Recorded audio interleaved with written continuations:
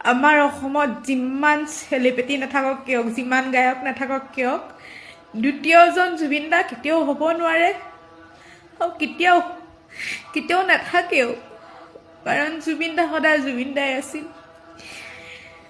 আমাৰ হিয়াৰ আমঠু জুবিন দাই আমাক এৰি থৈ গুচি গ'ল। আজি গোটেই অসমবাসী ৰাইজে কান্দিছে।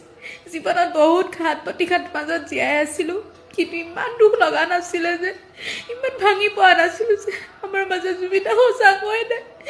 এনেকুৱা লাগিছে যে চিঞৰি চিঞৰি কান্দো, জুবিন দা যে সঁচাকৈ গুচি গ'ল।